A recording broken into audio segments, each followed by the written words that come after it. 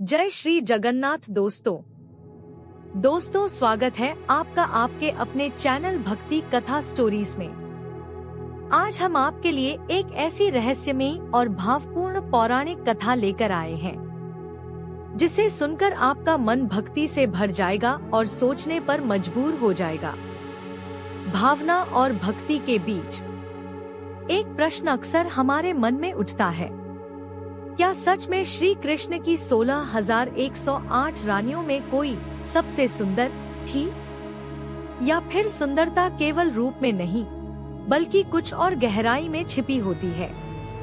क्या सुंदरता चेहरे की चमक में होती है या फिर त्याग, प्रेम और समर्पण में? इन्हीं सवालों के उत्तर छुपे हैं इस अद्भुत कथा में।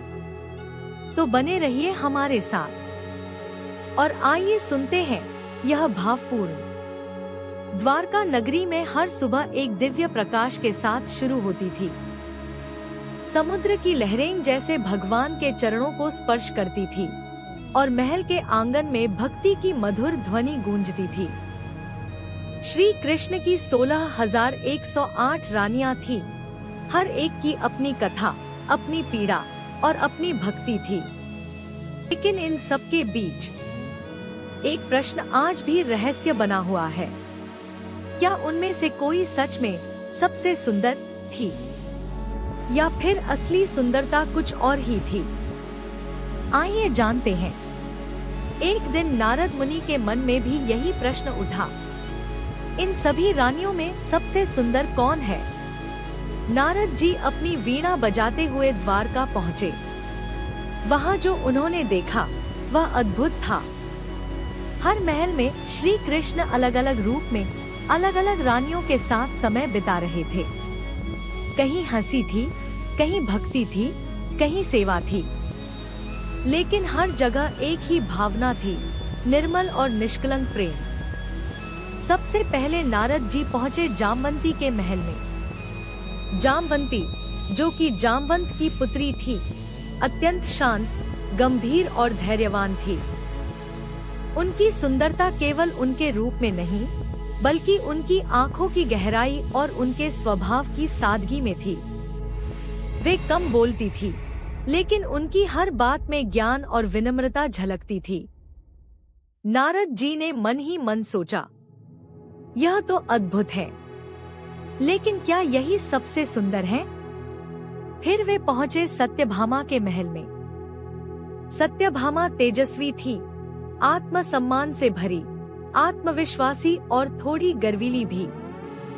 उनका सौंदर्य ऐसा था जैसे सोने पर सूर्य की किरणें चमक रही हों।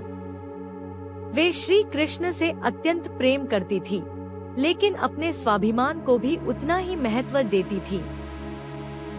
एक बार उन्होंने श्री कृष्ण से कहा था, प्रेम में बराबरी होनी चाहिए। उनका यही साहस और आत्मसम्मान ही उनकी असली सुंदरता थी। नारद जी मुस्कुराए, यह तो रूप और तेज दोनों में अद्वितीय है। लेकिन उनका प्रश्न अभी भी अधूरा था। अंत में वे पहुंचे रुक्मिणी के महल में। वहां का दृश्य कुछ अलग ही था। ना कोई शोर, ना कोई आडंबर, बस शांति, सादगी और एक अद्भुत दिव्यता। रुक्मिणी जी भगवान के चरणों में बैठकर उनकी सेवा कर रही थी। उनके चेहरे पर एक कोमल मुस्कान थी, जैसे चंद्रमा की शीतल रोशनी। उनकी आंखों में केवल प्रेम था, बिना किसी अपेक्षा के। वे न तो अपने सौंदर्य का अहंकार करती थी और न ही अपने स्थान का। नारद जी कुछ क्षणों तक उन्हें निहारते ही रह गए। तभी श्री कृष्ण ने मुस्कुराते हुए पूछा, नारद, क्या खोज रहे हो? नारद जी ने विनम्रता से कहा, प्रभु, मैं जानना चाहता था कि आपकी सबसे सुंदर रानी कौन है। श्री कृष्ण मुस्कुराए और बोले, नारद, सुंदरता आँखों से नहीं, हृदय से देखी जाती है। जामवंती की सुंदरता उनके धैर्य में है, सत्यभामा की सुंदरता उनके आत्मसम्मान में है और रुक्मिणी की सुंदरता उनके निष्काम प्रेम में है। जो जैसा है वही सबसे सुंदर है। यह सुनकर नारद जी की आंखों में आंसू आ गए।